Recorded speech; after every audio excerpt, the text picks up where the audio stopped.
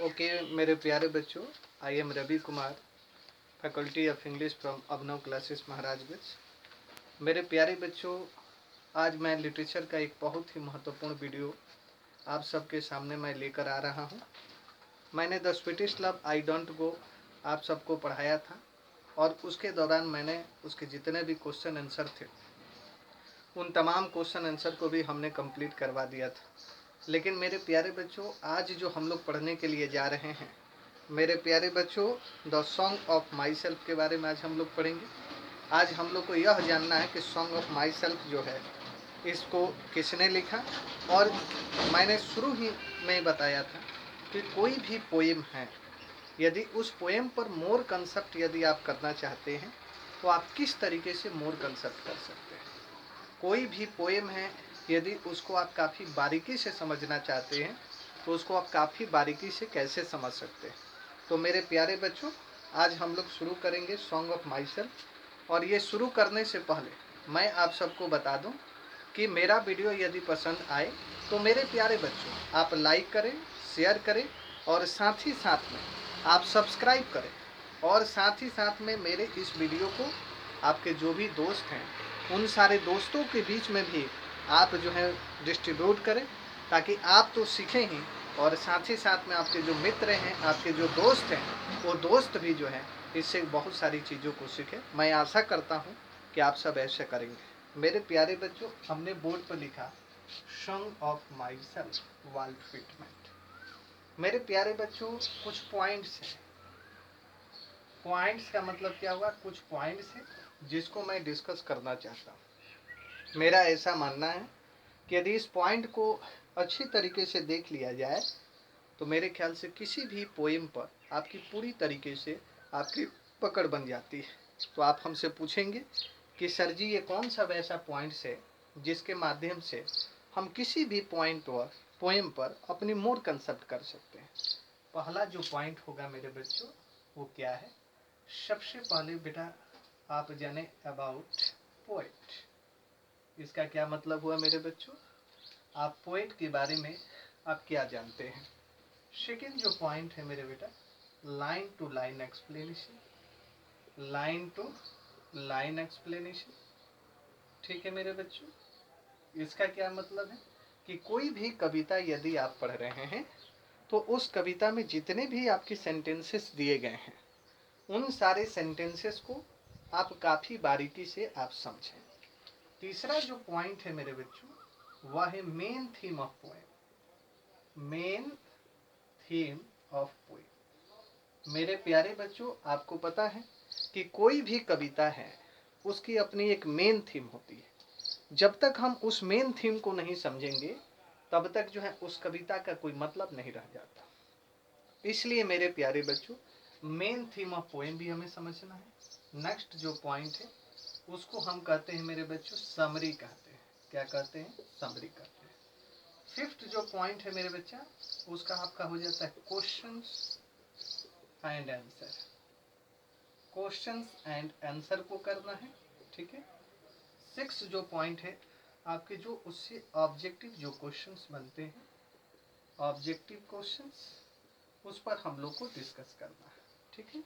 बाकी जो पॉइंट है जिसमें आपका कंपोजिशन दिया गया है, कंपोजिशन दिया गया है प्लस ग्रामर दिए गए हैं और साथ ही साथ में आपको ग्रुप डिस्कशन जिसको जीडी कहते हैं। मेरे प्यारे बच्चों, मैं आप सबसे बता दूं कि ये जो 7 जो पॉइंट है, यदि इसको क्लियर कर लिया जाए तो कोई भी ऐसा पोएम नहीं है जिस पोएम पर हम पूरी तरीके से अपनी पकड़ नहीं बना सकते। आपका जो पहला जो पॉइंट है अबाउट पोएट, कोई भी यदि आप कविता पढ़ते हैं तो सबसे पहले आप जाने उस पोएट के बारे में जिसने इस कविता को लिखा है। सेकेंड चीज, लाइन टू लाइन एक्सप्लेनेशन। इसका मतलब बच्चों यह हुआ कि कोई भी कविता आप पढ़ते हैं उसकी एक एक लाइन को जो है आपको काफ़ी बारीकी से समझना है। मेन थीम ऑफ पोएम, जब आप कविता के लाइन टू लाइन एक्सप्लेनेशन जब आप समझ जाते हैं तो मेन थीम ऑफ पोएम भी आप अच्छी तरीके से समझ जाते हैं। इसका मकसद यह है कि कोई भी कविता आप लिखते हैं या कोई भी कविता लिखा गया है उस कविता को लिखने के पीछे कुछ ना कुछ आपका इंटेंशन जरूर रहा है। तो उस इंटेंशन को भी हमें जानना है। उसके बाद हमें उस पोएम की जो समरी है, उस समरी को भी हमें काफ़ी अच्छी तरीके से समझ लेना है। जब समरी आप समझ जाएंगे तो क्वेश्चन और जो आंसर है इसको भी करने में किसी भी प्रकार की आपको कोई असुविधा नहीं होने वाली है। जब क्वेश्चन आंसर हो जाते हैं तो ऑब्जेक्टिव जब क्वेश्चंस आप जब करने के लिए जाइएगा तो उस ऑब्जेक्टिव क्वेश्चंस को भी करने में किसी भी प्रकार की आपको कोई असुविधा नहीं होने वाली है। फाइनली जो पॉइंट हमने बोला वो कंपोजिशन, ग्रामर और प्लस ग्रुप डिस्कशन। आपकी ये जैसे देख लीजिए सॉन्ग ऑफ माई सेल्फ है और इसके पीछे आप जाइएगा तो इसमें आपको लिखा हुआ है ग्रुप डिस्कशन। ग्रुप डिस्कशंस में एक एसे आपको दे दिया गया है और उस पर आपको ग्रुप डिस्कस करना है। नेक्स्ट जो है कंपोजिशन, कंपोजिशंस में एसे लिखना है, इसमें भी एसे लिखना है। तो मेरे प्यारे बच्चों उसके बाद नेक्स्ट देखिए, आप यहाँ पर वर्ड मीनिंग भी कुछ दिए गए हैं, इसको भी मैं बारीकी से कंप्लीट कराऊंगा। और साथ में आपके जो ग्रामर जो सेक्शन दिए गए हैं इस ग्रामर सेक्शन को भी मैं काफ़ी बारीकी से कराऊंगा। मेरे कहने का तात्पर्य यह है मेरे बच्चों कि यदि इन 7 पॉइंट्स पर यदि हम अच्छी तरीके से अपनी पकड़ बना लेते हैं तो हमें किसी भी कविता को पढ़ने में उससे संबंधित किसी भी प्रकार का यदि प्रश्न आपसे पूछा जाता है तो उस प्रश्न का जवाब देने में आपको किसी भी प्रकार की कोई असुविधा नहीं होने वाली है। मेरे प्यारे बच्चों, मैं आशा करता हूँ कि ये तमाम बातें आपको समझ में आ गई होगी। इसलिए मेरे प्यारे बच्चों इसका एक रिव्यू आप ले लीजिए। उसके बाद हम चलते हैं फर्स्ट पॉइंट को मैं डिस्कस करूंगा जो कि अबाउट पोएट है, मतलब सॉन्ग ऑफ माई सेल्फ को वाल्ट व्हिटमैन ने लिखा। तो वाल्ट व्हिटमैन ने इसको क्यों लिखा? मेरे प्यारे बच्चों प्लीज टेक ए रिव्यू।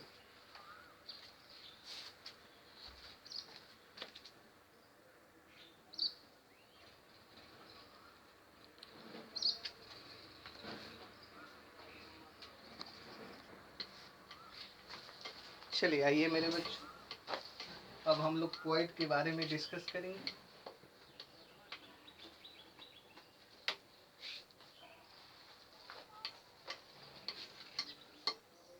आपको पता है मेरे बच्चों कि सॉन्ग ऑफ माई सेल्फ को वाल्ट व्हिटमैन ने लिखा है।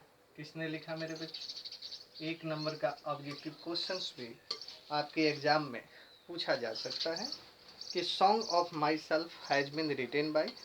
आपके ऑप्शन 3 दिए रहेंगे, ठीक है ना। एक ऑप्शन में आपका वाल्ट व्हिटमैन होगा, ठीक है। दूसरा जो ऑप्शन होगा मिस्टर जॉन डॉन होगा और तीसरा जो आपका ऑप्शन होगा WH ऑडेन होगा। तो मेरे प्यारे बच्चों आपको पता रहेगा तो आप आसानी तरीके से उसका जवाब आप दे सकते हैं। मेरे प्यारे बच्चों इनका पीरियड जो रहा है वह पीरियड रहा 1819 से लेकर 1892 तक, ठीक है। पीरियड की जहाँ तक बात करते हैं इनका पीरियड रहा 1819 से लेकर 1892 तक। मेरे प्यारे बच्चों इनके बारे में हम लिखते हैं as we know that Walt Whitman was born in 1890 and he was died in 1892. 92. He was the most in the visualistics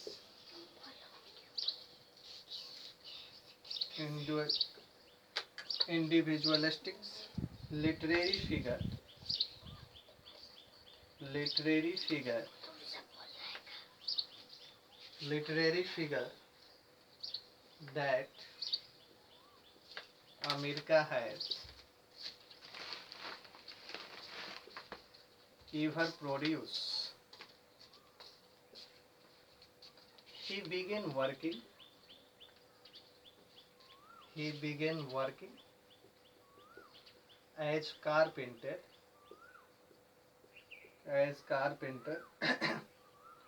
before his 12th birthday party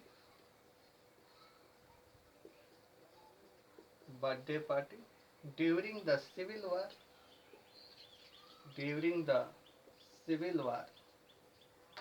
began working as carpenter, teacher, editor, and volunteer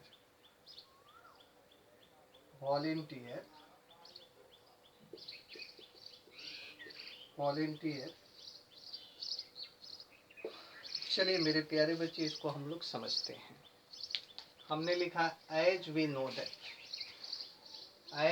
that का मतलब क्या हुआ मेरे बच्चों? जैसा कि हम जानते हैं कि Walt Whitman was born in 1819। इसका मतलब ये हुआ कि वाल्ट व्हिटमैन का जन्म 1819 में हुआ था।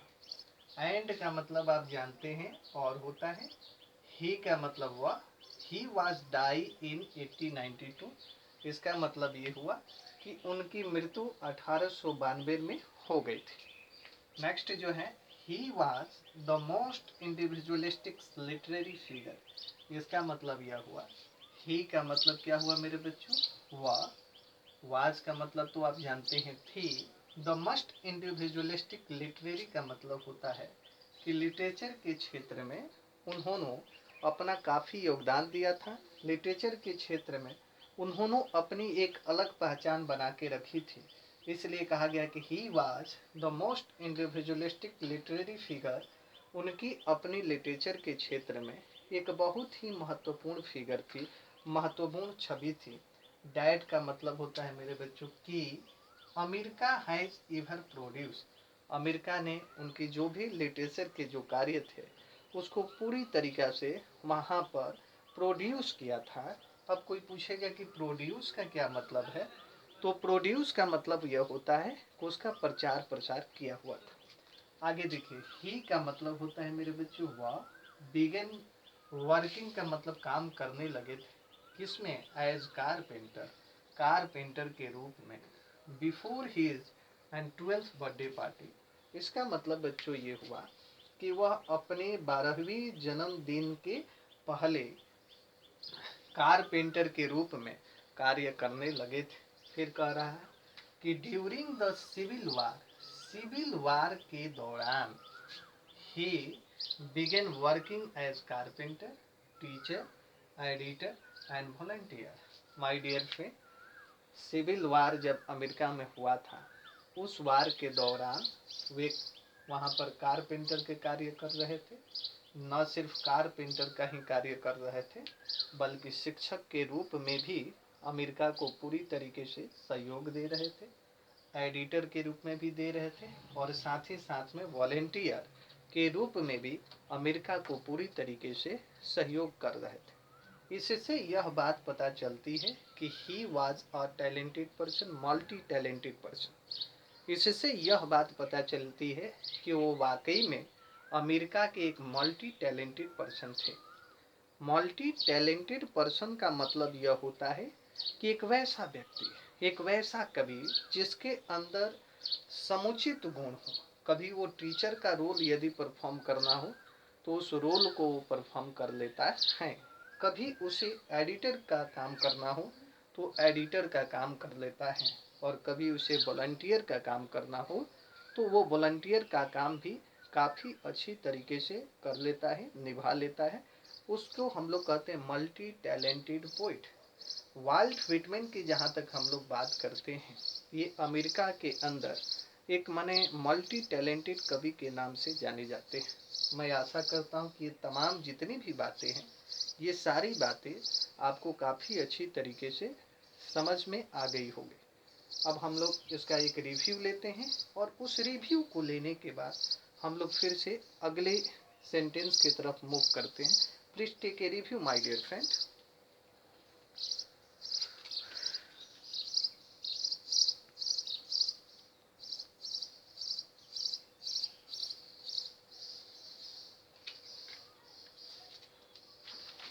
चलिए आइए मेरे बच्चों,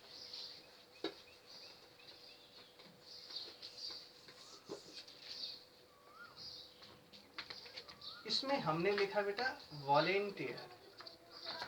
सवाल यह है कि वॉलेंटियर का मतलब क्या होता है मेरे बच्चों। तो वॉलेंटियर की जहाँ तक हम लोग बात करते हैं, वॉलेंटियर उसे कहा जाता है कि who helps anyone without taking money, without taking money. ठीक है मेरे बच्चों। हु का मतलब जो, हेल्प्स एनीवन का मतलब किसी का सहयोग करता है। कैसे? विदाउट टेकिंग मनी, बिना पैसा लिए हुए, उसको हम लोग क्या कहते हैं? That is known as volunteer. उसके बाद है he wrote many poems like leaves of grass and others but song of myself is one of the best poem of him। my dear friend, इसको समझिए। वॉलेंटियर का मतलब हुआ कि who helps anyone, जो किसी एक दूसरे की मदद करता है, विदाउट टेकिंग मनी, बिना पैसा लिए हुए, बिना लोभ का, बिना लालच का, that is known as volunteer. उसे हम लोग वॉलेंटियर कहते हैं। हमने कहा कि ही रोट मेनी पोएम्स, उसने बहुत सारी कविताओं को लिखा। लाइक जैसे बात करते हैं lips of grass and others, दूसरी कविताओं को। बट का मतलब होता है मेरे बच्चों लेकिन। Song of my self is one of the best poem of him, लेकिन उन्होंने बाद में जो लिखा सॉन्ग ऑफ माई सेल्फ, वह उनकी सबसे प्रसिद्ध कविता रही। और उस प्रसिद्ध कविता के कारण he could appreciate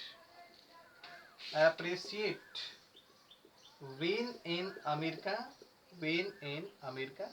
और इसका मतलब क्या है? he का मतलब हुआ could appreciate, मतलब उनकी जो जीत थी, उनकी जो प्रशंसा थी, उस प्रशंसा को अमेरिका ने क्या किया? पूरी तरीके से अप्रिशिएट किया।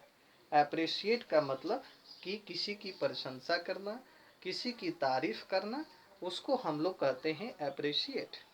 तो इन्होंने जो सॉन्ग ऑफ माई सेल्फ को लिखा, तो उस सॉन्ग ऑफ माई सेल्फ को लिखने के तत्पश्चात अमेरिका ने इन्हें क्या किया मेरे बच्चों? अप्रिशिएट किया। अप्रिशिएट का मतलब क्या हुआ? कि उनकी प्रशंसा की। मैं आशा करता हूँ ये तमाम जितनी भी बातें हैं, ये सारी बातें आपको काफ़ी अच्छी तरीके से समझ में आ गई होगी। Please take a review. उसके बाद हम लोग कुछ वर्ड मीनिंग है उस पर हम लोग चर्चा कर लेते हैं, और फिर आगे जो है हम लोग जो पोएम है, उस पोएम के एक एक जो लाइन है, उस एक एक लाइन को हम लोग काफ़ी अच्छी तरीके से समझने का प्रयत्न करते हैं। Please take a review my dear friend.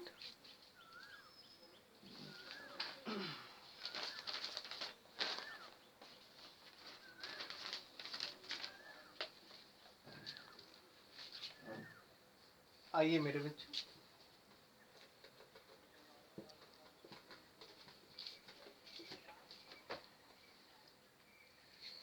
पहला जो है glossary and notes. Glossary and notes में आपका पहला जो वर्ड मीनिंग दिया गया है वह है सेलिब्रेट। यदि आज के बाद से कोई पूछेगा कि सेलिब्रेट का मतलब क्या होता है, तो आप कहिएगा रिजॉयस, रिजॉयस। दूसरा यदि आपसे कोई पूछेगा तो उसका मतलब क्या होता है, तो आप क्या बताएंगे? Have a good time, have a good time. ठीक है। रिजॉयस का मतलब होता है आनंद में, आनंदित होना। और हैव ए गुड टाइम ये जो है चूंकि आपका फ्रेज है, इसका मतलब भी होता है आनंदित होना। तो जब आदमी जब खुशी में होता है तो उस खुशी के दौरान वह अपने आप को सेलिब्रेट करता है, अपने आप को क्या करता है, हैव ए गुड टाइम करता है। हैव ए गुड टाइम का मतलब अपने आप को आनंदित करता है।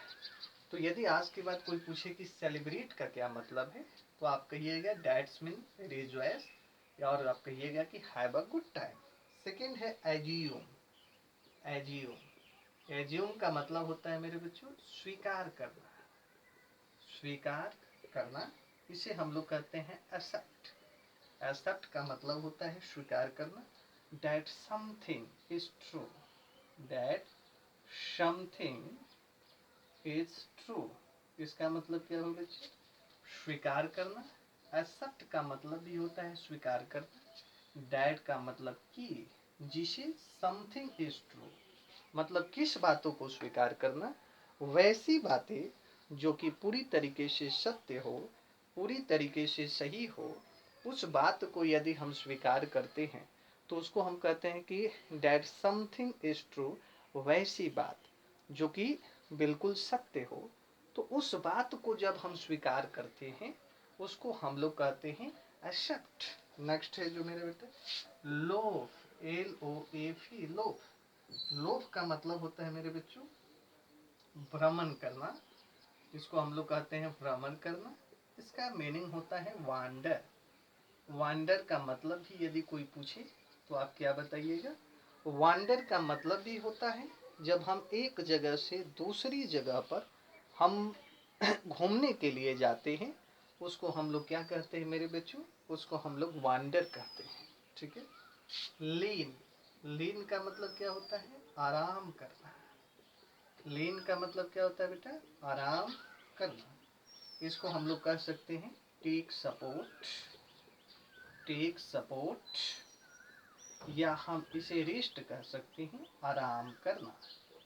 तो लीन का मतलब क्या होता है मेरे बच्चों, आराम करना। टेक सपोर्ट का मतलब भी होता है आराम करना। और रेस्ट की जहाँ तक हम लोग बात करते हैं, इस रेस्ट का मतलब भी होता है आराम करना। एक वर्ड और दिया गया है स्पीयर। स्पीयर का मतलब होता है मेरे बच्चों कांटा। इसका होता है मस्ट। मस्ट का मतलब होता है कांटा। स्पाइक का मतलब भी कांटा होता है। और आप सुने होंगे टफ पॉइंट। ठीक है मेरे बच्चों, मस्ट का मतलब क्या होता है मेरे बच्चों, कांटा। स्पाइक का मतलब क्या होता है, कांटा। और टफ पॉइंट का मतलब भी कांटा होता है। ठीक है। एक है क्रेड्स। क्रेड्स का मतलब होता है रिलीजियस बिलीफ, रिलीजियस बिलीव्स। ठीक है ना। बिलीव्स का मतलब होता है विश्वास करना, और रिलीजियस का मतलब धार्मिक विश्वास। तो आज के बाद यदि कोई पूछेगा कि क्रेड्स का क्या मतलब है, तो आप उसे बताइएगा कि धार्मिक जो विश्वास होती है, उस धार्मिक विश्वास को हम क्या कहते हैं मेरे बेटो, that is known as creeds. उसको हम लोग क्रेड्स कहते हैं। धर्म के प्रति जो विश्वास आपका होता है, उस विश्वास को हम क्या कहते हैं, रिलीजियस बिलीफ कहते हैं। मैं आशा करता हूँ कि ये तमाम जितनी भी चीज़ें हैं, ये तमाम चीज़ें आपको समझ में आ गई होगी। तो please take a review my dear friend. और मेरे प्यारे बच्चों, वर्ड मीनिंग की जो बात करते हैं हम, किसी भी पोएम को पढ़ने से पहले आप उससे पोएम के जितने भी वर्ड मीनिंग हैं, उस वर्ड मीनिंग को सबसे पहले आप समझ लें। जिस तरीके से शरीर में को खड़ा होने के लिए रीढ़ का हड्डी का होना जरूरी है, ठीक उसी प्रकार से किसी पोएम को खड़ा होने के लिए ये वर्ड मीनिंग रूपी जो रीढ़ की हड्डी है, इस रीढ़ की हड्डी का होना बहुत जरूरी है। इसलिए मेरे प्यारे बच्चों, मेरा ऐसा मानना है कि यदि वर्ड मीनिंग यदि आपका क्लियर नहीं है, तो वैसी परिस्थिति में किसी भी पोएम पर आप अच्छी तरीके से आप कंसेप्ट नहीं कर सकते हैं। इसलिए आप इसे सबसे पहले अपने कॉपी में नोट डाउन कीजिएगा, और उसके बाद आपको क्या करना है कि उस पोएम की एक एक लाइन को पढ़ना है, क्योंकि उस लाइन में भी इस प्रकार के तमाम वर्ड आपको मिलेंगे, तो आप अच्छी तरीके से उसको समझ सकते हैं। तो मेरे प्यारे बच्चों, please take a good review. and then I move on the next point, my dear friend.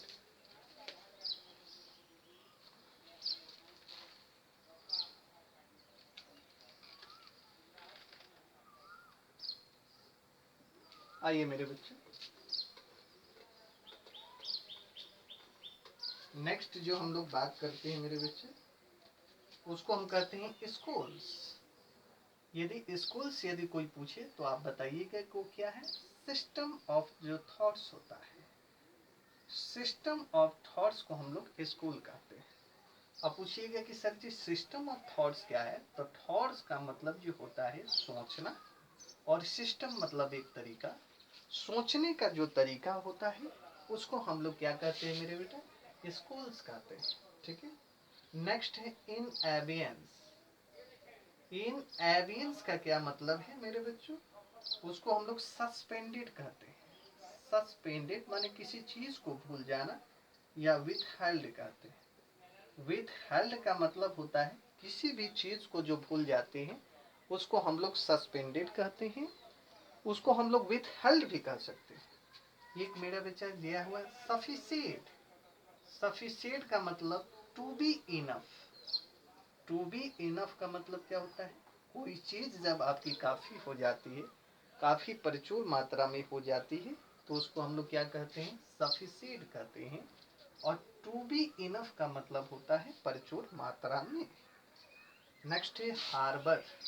Harbour मेरे प्यारे बच्चों, इस हार्बर का क्या मतलब है, कीप फीलिंग्स, कीप फीलिंग्स या थॉट्स इन माइंड। मेरे प्यारे बच्चों इसको जरा आप समझिए। कीप का मतलब होता है रखना, फीलिंग्स का मतलब होता है फीलिंग्स अनुभव, थॉट्स का मतलब होता है सोच, और इन माइंड, माइंड का मतलब होता है मेरे बच्चों दिमाग में।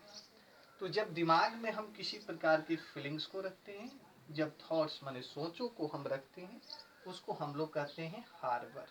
एक होता है हाजार्ड। हाजार्ड का मतलब क्या होता है मेरे बच्चों, peril.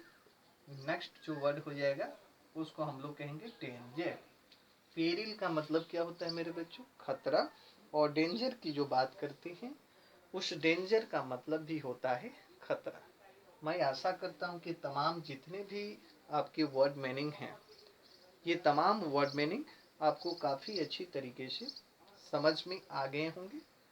Please take a review. उसके बाद हम लोग डायरेक्ट जो पोएम दिया गया है, इस पोएम को हम लोग एक एक लाइन समझने की कोशिश करते हैं कि एक एक लाइन का क्या मतलब हुआ। मेरे प्यारे बच्चों, सबसे पहले आप एक रिव्यू ले लीजिए, उसके बाद हम लोग एक एक पोएम की एक एक जो लाइन है उसको हम लोग काफ़ी बारीकी से समझने की कोशिश करते हैं। Please take a review my dear friend.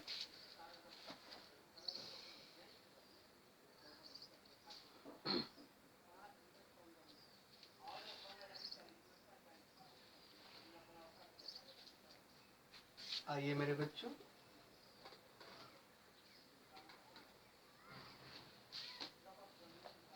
शुरू करते हैं इस पोएम को। लिखा है मेरे बच्चों, I celebrate my self and sing myself and what I assume, what I assume, you shall assume, you shall assume, for every atom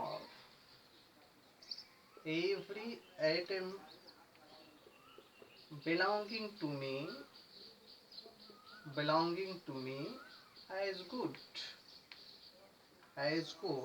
belongs to you, belongs to you.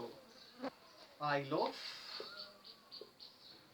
I love and invite my soul, invite my soul. I lean and love at my ease, observing, observing a spear of grass, A spear of summer grass. Summer grass. My tongue. My tongue. Every atom of my blood. Form this soil. This soil, this air. This air. ठीक है मेरे बच्चों, पहले इसको हम लोग समझ लेते हैं, उसके बाद हम लोग आगे बढ़ते हैं। ठीक है बच्चों, आई। आई का मतलब क्या हुआ? मैं। सेलिब्रेट का मतलब आनंद करता हूँ। माई सेल्फ माने अपनी आप, और सिंग माई सेल्फ का मतलब अपने आप गाना। मेरे प्यारे बच्चों, इसके माध्यम से कवि यह बताने की कोशिश कर रहा है कि इंसान को अकेला समय बिताने में काफी आनंद आता है। कह रहा है कि आई सेलिब्रेट माई सेल्फ। कभी यह बताने की कोशिश करता है कि मैं जब भी अकेला होता हूँ, वैसी परिस्थिति में आई सेलिब्रेट माई सेल्फ, मैं अपने आप को आनंदित रखता हूँ और अपने आप में ही आनंद रहता हूँ। एंड सिंग माई सेल्फ, और जब मैं अकेला रहता हूँ, वैसी परिस्थिति में मैं अकेला ही गाना गाता हूँ। वह यह बताने की कोशिश करता है कि इंसान को कभी भी अकेले रहना चाहिए, क्योंकि अकेले में उसे काफ़ी ज़्यादा आनंद आता है। एंड वाट आई एज्यूम का मतलब होता है कि जो मैं स्वीकार करता हूँ। वाट आई एज्यूम का मतलब जो मैं स्वीकार करता हूँ। यू शैल एज्यूम, उसे आप भी स्वीकार करोगे। वाट आई एज्यूम का मतलब होता है जो मैं स्वीकार करता हूँ। यू शैल एज्यूम, उसे तुम भी स्वीकार करोगे। एज्यूम का मतलब स्वीकार करना। फिर कह रहा है कि every atom belongings to me, वह कह रहा है कि मेरे शरीर का प्रत्येक अणु परमाणु जो मेरे शरीर से संबंध रखता है, एज जैसे गुड बिलोंग्स टू यू, वही अणु परमाणु आपके शरीर से भी संबंध रखता है। वह यह बताने की कोशिश करता है कि मेरा जो शरीर है और आपका जो शरीर है, उस शरीर में किसी भी प्रकार का कोई अंतर नहीं है। आपका शरीर जिस अणु परमाणु से बना है, उसी प्रकार से मेरा भी जो शरीर है, वह शरीर उसी अणु और परमाणु से बना हुआ है। इसलिए वो कह रहा है कि for every atom belonging to me as good belongs to you. जो अणु और परमाणु हमारे शरीर से संबंध रखते हैं, वही अणु और परमाणु तुम्हारी भी जो शरीर है, उस शरीर से संबंध रखते हैं। कह रहा है कि आई लोव, मैं भ्रमण करता हूँ, एंड और इनवाइट माई सोल, और मेरी जो आत्मा है, उस आत्मा को मैं इनवाइट करता हूँ, बुलाता हूँ। क्या करने के लिए बाबू? आई लीव, जब मैं अकेला रहता हूँ। And loaf at my is observing, observing का मतलब मैं अपने चारों तरफ जो है घूमता हूँ, और ऑब्जर्विंग का मतलब होता है कि मैं उसे ऑब्जर्व करता हूँ। ऑब्जर्व का मतलब किसी चीज के बारे में सोचना, समझना। और एस्पियर ऑफ समर ग्रास, गर्मी के दिनों में जो ग्रास है, उस घास के बारे में, उस घास के जो कांटे को मैं देखता हूँ, तो उसके बारे में मैं ऑब्जर्व करता हूँ, उसके बारे में मैं सोचता हूँ, समझता हूँ। फिर कह रहा है कि माई टंग, मेरा जीव, every item of my blood, मेरे शरीर के रक्त का एक एक कण, form from this soil this air, वह कह रहा है कि ईश्वर ने मेरे मुंह में जो जीव दिया, जो मेरे शरीर में ब्लड दिया, वह जीव और मेरे शरीर के रक्त का एक एक जो कण है, वह फॉर्म का मतलब जो है बना है, form this soil and this air, यहाँ की जो मिट्टी है उस मिट्टी से बना है, और यहाँ की जो हवा है उस हवा से बना हुआ है। इसके माध्यम से वह यह बताने की कोशिश कर रहा है कि एक सही जो मने देश के प्रति जो चाहत होनी चाहिए, जो प्रेम होनी चाहिए, जो समाज के प्रति एक सही जो हमारी प्रेम होनी चाहिए, उस प्रेम को यहाँ बताने की कोशिश कर रहा है। इस स्टेंजा के माध्यम से वह यह बताने की कोशिश कर रहा है कि हे इंसान, मानवता के पाठ तुम सीख जाओ, क्योंकि यदि तुम मानवता के पाठ यदि तुम नहीं सीखोगे तो बहुत बड़ी समस्या क्रिएट हो जाएगी। वह यह बताने की कोशिश कर रहा है कि इस दुनिया में सबसे बड़ा यदि कोई धर्म है तो वह धर्म है मानवता। यदि उस मानवता को समझना होगा तो उसके लिए हमें यह भी समझना होगा कि ना तुझ में कोई अंतर है और ना ही मुझ में कोई अंतर है। जो अणु और परमाणु हमारे शरीर में है वही अणु और परमाणु तुम्हारे भी शरीर में मौजूद हैं। फिर फर्क किस बात का, फिर अंतर किस बात का? तुम भी मनुष्य हो, मैं भी मनुष्य हूँ, इसलिए मैं तुम्हारे समान हूँ और तुम हमारे समान हो। और इसी देश की मिट्टी की जो हवा है, जो मिट्टी है, उसी के माध्यम से हमारे शरीर की एक एक जो कण है वह कण भी बना हुआ है, उसके साथ भी उसका संबंध है। जो जीव मेरे अंदर है, जो बात करती है, वही जीवा तुम्हारे अंदर है। तो फिर तुम में फर्क और मुझ में फर्क क्या? वह इसके माध्यम से यह बताने की कोशिश करता है कि इंसान होने के नाते इंसान को मानवता की जो पाठ है उस मानवता की पाठ को हमें अच्छी तरीके से समझना चाहिए। एक इंसान होने के नाते अपनी जो फॉर्टिनिटी है, फॉर्टिनिटी का मतलब होता है मेरे बच्चों मानवता की जो पाठ है, उस मानवता की पाठ को हमें काफ़ी अच्छी तरीके से हमें समझने की आवश्यकता है, हमें समझने की पूरी तरीके से हमें ज़रूरत है। मैं आशा करता हूँ कि सारे पॉइंट आपके क्लियर हो गए होंगे। तो प्लीज़ टेक ए रिव्यू। उसके बाद हम लोग आगे वाला जो पॉइंट है उस आगे वाले पॉइंट पर हम लोग मूव करते हैं। Please take a review my dear friend.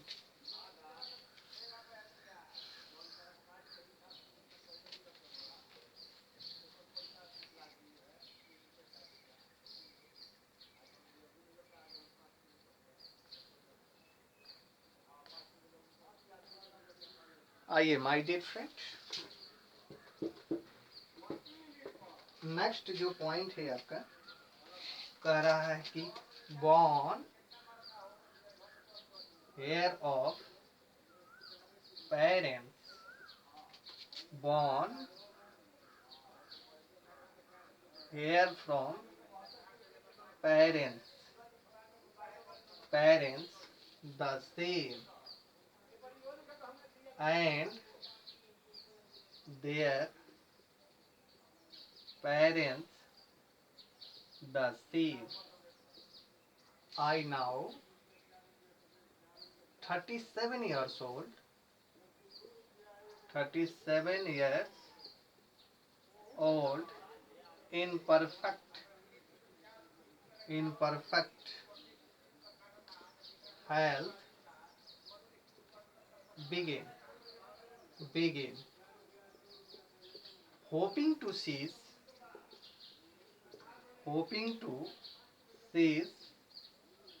not till death, not till death. Crates and schools, crates and schools in abeyance, retiring back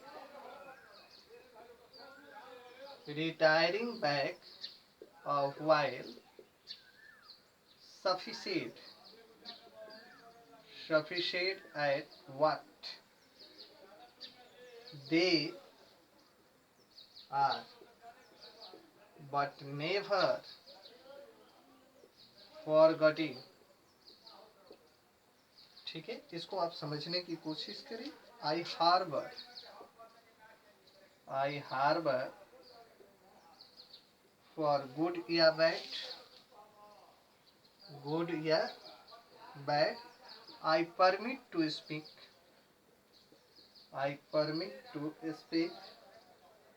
at every hazard।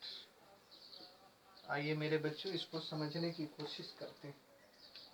आगे वह बताने की कोशिश करता है कि वन हेयर्स ऑफ पेरेंट्स, मुझ में भी तुम में कोई अंतर नहीं है और तुझ में भी किसी प्रकार का अंतर नहीं है, क्योंकि तुमने भी किसी माता पिता से जन्म लिया है। और आगे वह कहता है कि बॉर्न हेयर फ्रॉम पेरेंट्स, और तुम्हारे भी जो माता पिता हैं वे भी किसी माता पिता से जन्म लिए होंगे। द सेम का मतलब होता है एक ही तरीके से। And their parents the same, और उनके भी जो माता पिता हैं उनको भी जन्म दिए होंगे।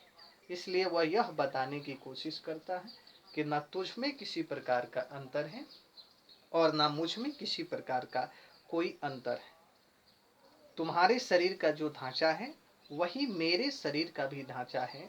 इसलिए तुम यह समझने की कोशिश करो कि तुम मनुष्य हो और मनुष्य की तरह ही रहो। तुझ में भी कोई अंतर नहीं है और मैं जो हूँ मुझ में भी किसी भी प्रकार का कोई अंतर नहीं है। आगे कह रहा है कि आई का मतलब बच्चों मैं। आई नाउ 37 ईयर्स ओल्ड, कह रहा है कि मैं अब 37 वर्ष का हो चुका हूँ। लेकिन फिर भी in perfect health I begin, लेकिन फिर भी मैं महसूस करता हूँ कि मेरा जो हेल्थ है, मेरा जो स्वास्थ्य है वह बिल्कुल सही है। मेरे स्वास्थ्य में किसी भी प्रकार की कोई गड़बड़ी नहीं है। आई नाउ 37 ईयर्स ओल्ड का मतलब हुआ कि मैं अब 37 वर्ष का हो चुका हूँ और इन परफेक्ट हेल्थ बिगिन, और मैं एक अच्छे हेल्थ के साथ मैं अभी अपनी यात्रा को शुरू करता हूँ। मेरे स्वास्थ्य में किसी भी प्रकार की कोई गड़बड़ी नहीं है। फिर कह रहा है कि hoping to cease not till death, वह कह रहा है कि मैं अंत तक, मरने तक मैं अपने आप को नहीं चाहता हूँ कि मैं सीज हो जाऊं, मैं बैठ जाऊं, मैं कोई काम न करूं। वह यह कहने की कोशिश करता है कि मरने के तक मैं किसी काम को मैं करता रहूं, मैं समाज के किसी काम को करता रहूं, ताकि समाज की जितनी भी बुराइयां हैं उस बुराइयों के प्रति मैं किसी भी प्रकार का स्टेप ले सकूं, मैं उस सामाजिक बुराइयों के प्रति मैं अपनी आवाज़ को बुलंद कर सकूं। इसलिए वह कहता है कि मैं मरने तक भी मैं सीज नहीं होना चाहता, मैं सीज नहीं होना चाहता, मैं बैठना नहीं चाहता, क्योंकि उसे पता है कि यदि वह समाज की जो बुराइयां है, यदि उस समाज की बुराइयों को यदि वह नहीं हटाता है तो समझिए कि उसकी जो आत्मा है वह आत्मा बिल्कुल शांत नहीं हो पाएगी। इसलिए वह कह रहा है कि hoping to cease not till death, मैं मरने तक भी पूरी तरीके से सीज नहीं होना चाहता, मैं बैठना नहीं चाहता हूँ। फिर कह रहा है क्रीड्स का मतलब अभी बताए थे मेरे बच्चों, रिलीजियस बिलीफ, और ये सोचने का तरीका इन एबियंस। वह कहता है कि समाज में जो क्रीड्स हो चुके हैं, जो हमारे धार्मिक जो विश्वास हैं और जो स्कूल और उसके प्रति लोगों का सोचने का जो नज़रिया है, उसमें से कुछ लोग ऐसे हैं जो कि सही तरीके से सोचते हैं और उसमें से कुछ लोग ऐसे हैं जो कि गलत तरीके से सोचते हैं। तो मैं समाज की जो कुरीतियाँ हैं और उनकी सोचने का जो ढंग है, उस सोचने की जो ढंग है उसको मैं क्या करना चाहता हूँ, एबियंस करना चाहता हूँ, मैं उसे भुला जाना चाहता हूँ, मैं हमेशा के लिए भुला जाना चाहता हूँ। मुझे समाज की बुराइयाँ नहीं चाहिए, मैं समाज का उत्थान का रास्ता मैं ढूंढ रहा हूँ और मैं अपने समाज को उत्थान की तरफ ले जाने का प्रयत्न कर रहा हूँ। वो कह रहा है कि मुझे जो समाज की जो बुराइयां हैं उस समाज की बुराइयों को मैं पूरी तरीके से एबियंस करना चाहता हूँ, मैं पूरी तरीके से भुला जाना चाहता हूँ। आगे कह रहा है कि retiring back a while sufficient, मैंने देखा retiring back a while sufficient कि समाज की जो बुराइयां है, सफिशिएंट का मतलब होता है काफ़ी प्रचुर मात्रा में फैल चुकी है। तो कहता है कि एट वाट दे आर, जो भी बुराइयां है, बट नेवर फॉरगेटिंग, मैं ऐसा महसूस कर रहा हूँ कि उन सारी बुराइयों को हमेशा के लिए भुलाया नहीं जा सकता है, लेकिन उसे याद करके उसे बदलने की कोशिश जरूर की जा सकती है। फिर कह रहा है कि आई हार्बर, मेरे प्यारे बच्चों, हार्बर का मतलब हमने बताया था, क्या बताया था कि एक वैसा फीलिंग्स, एक वैसा थॉट्स जो कि आपके दिमाग के अंदर रखी जाती है।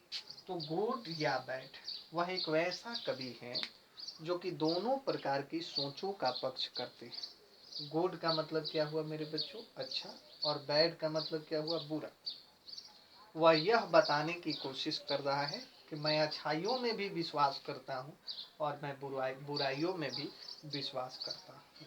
ठीक है, फिर कह रहा है कि I permit to speak at every हाजर। हाजर का मतलब क्या होता है मेरे बच्चों? पेरिल, या उसे हम क्या कहते हैं? Danger. I permit to speak, वह अपने आप को जो है स्पीक करता है, बोलने की परमिट करता है, आज्ञा करता है, एट एवरी हाजर।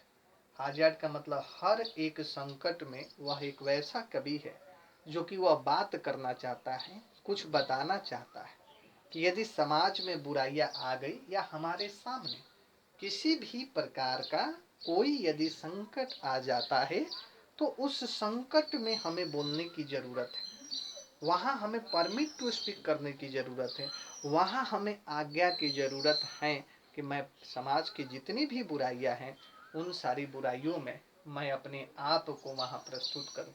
मैं समाज की जितनी भी बुराइयाँ हैं उस समाज की बुराइयों को मैं बोलूँ और बोलकर उस जो खतरे हैं उन सारी बुराइयों से समाज को उसको मैं दूर करूँ। एक वैसा कवि है और ये अपनी फीलिंग्स को बता रहा है। वही कह रहा है कि आई परमिट टू स्पीक, मैं बोलने की आज्ञा चाहता हूँ, एट एवरी हाजार, समाज के जो प्रत्येक जो हाजार है, जो संकट है, जो खतरे हैं, उन सारे खतरों में। मैं आशा करता हूँ मेरे बच्चों ये तमाम जितनी भी बातें हैं ये सबको आपको समझ में आ गया होगा। Please take a review. उसके बाद move on the next point. आपकी जो अगली जो स्टेंजा है, अगली जो पॉइंट है, उस अगली पॉइंट को भी हम लोग काफ़ी बारीकी से उसके बारे में हम लोग डिस्कस करेंगे। मेरे प्यारे बच्चों, please take a good review of this all lines.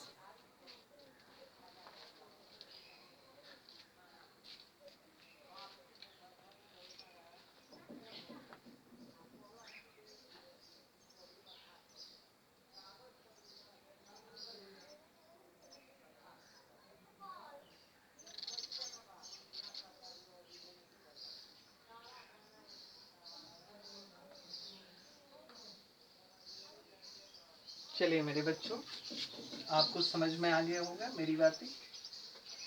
चलिए आगे आते हैं हम लोग। फिर कह रहा है देखिए कि nature without check with original energy. Original energy, इसको जरा समझिए। नेचर का क्या मतलब हुआ मेरे बच्चे? नेचर का मतलब जो प्रकृति होती है उसे अंग्रेजी में हम लोग क्या कहते हैं मेरे बेटो? उसको नेचर कहते हैं। विदाउट का मतलब कि बिना, अच्छी का मतलब होता है जांच करना। विथ ओरिजिनल एनर्जी, जो मूल ऊर्जा होती है उस मूल ऊर्जा को हम लोग क्या कहते हैं मेरे बेटे? Original energy. ये क्या कहना चाहता है? यह बताने की कोशिश कर रहा है कि नेचर विदाउट चिक विथ ओरिजिनल एनर्जी। वह यह बताने की कोशिश कर रहा है कि जब हर खतरे यदि मेरे सामने आ जाते हैं तो आई परमिट टू स्पीक, मैं अपने आप को बोलने की आज्ञा देता हूँ और उस खतरे को विथ ओरिजिनल एनर्जी, जो प्राकृतिक की जो मूल ऊर्जा है उस मूल ऊर्जा के माध्यम से मैं उसका सामना करना चाहता हूँ। वैसी परिस्थिति में नेचर ने जो मुझे ओरिजिनल एनर्जी दी है, इसका मतलब ये हुआ बच्चे, जो मूल ऊर्जा उसने जो हमें प्रदान किया है उस मूल ऊर्जा को हमें चेक करने की कोई आवश्यकता नहीं। कब? जब आपके सामने किसी भी प्रकार के खतरे आ जाते हैं वैसी परिस्थिति में। उसका ऐसा मानना है कि नेचर ने हमें बहुत सारी शक्तियों को प्रदान किया हुआ है, हमें उन सारी शक्तियों को समझना है। और जब भी संकट आपके ऊपर आ जाता है तो वैसी परिस्थिति में नेचर को बिना चेक किए हुए, बिना जांच किए हुए उसने हमें जो ओरिजिनल एनर्जी प्रदान की है, उस ओरिजिनल एनर्जी के माध्यम से, उस मूल ऊर्जा के माध्यम से हमें हमारे सामने जो संकट आए हुए हैं उन तमाम संकटों का सामना हमें करना है। आई थिंक, मैं आशा करता हूँ कि ये पोएम आपको काफ़ी अच्छी तरीके से समझ में आ गया होगा और आप इसे एक रिव्यू ले लीजिए। लेकिन मैं आपसे कुछ बात कहना चाहता हूँ मेरे बच्चों। मैं आप सबके लिए इतनी प्रयत्न मैं कर रहा हूँ, इसलिए मैं आप सबसे अपील करता हूँ कि मेरा जो वीडियो है, इस वीडियो को आप अंत तक देखें। आपको काफ़ी मज़ा आएगा। एक एक चीज़ को मैं एक्सप्लेन करता हूँ और ये सब आपके लिए ही मैं करता हूँ। वीडियो आपको पसंद आए तो आप शेयर भी करें, लाइक भी करें और सब्सक्राइब भी आप कीजिए। और साथ ही साथ में बेल आइकन की जो घंटी है उसको आप वहाँ बजाइए, ताकि मेरे आने वाले जितने भी तमाम वीडियो हैं वे तमाम वीडियो आपके पास पहुँचे और आप उससे तो लाभ उठाएंगे, प्लस साथ ही साथ में आपके जितने भी सर्कल में दोस्त हैं उन सारे दोस्तों को भी मेरा वीडियो जो है प्रदान करें, कि जिस तरीके से आप मेरे वीडियो से लाभ ले रहे हैं उसी तरीके से आपके जो दोस्त हैं, आपके जो यार हैं, वो यार भी मेरी जो ये वीडियो है इस वीडियो से सीखें और पूरी तरीके से आनंदित रहे। मैं आशा करता हूँ कि मैं रवि कुमार आप सबको जो भी बातें बता रहा हूँ, इन सारी बातों से आप काफ़ी ज़्यादा प्रभावित होंगे। और भी अंग्रेजी के कोई महत्वपूर्ण टॉपिक आपको चाहिए तो मेरे प्यारे बच्चों, मेरा जो कमेंट बॉक्स है उस कमेंट बॉक्स में आप लिखें कि आपको किस किस प्रकार के जो टॉपिक हैं उस टॉपिक की ज़रूरत है। मेरे प्यारे बच्चों, मैं आशा करता हूँ कि आप सब काफ़ी ज़्यादा प्रसन्न होंगे और साथ ही साथ में आप मेरे इस वीडियो के साथ आप पूरी तरीके से अपने आप को आनंदित रखें और घर पे बैठकर काफ़ी अच्छी तरीके से आप पढ़ाई करते रहें। मैं आशा करता हूँ कि आप सब बिल्कुल ठीक होंगे और मैं आशा करता हूँ कि भगवान की जो दुआ है, माँ सरस्वती की जो कृपा है आप सभी के ऊपर बनी रहे और आप सब मेरे साथ आप जुड़े रहें। मैं आपका Ravi Kumar. Thank you very much. I love you to all of you.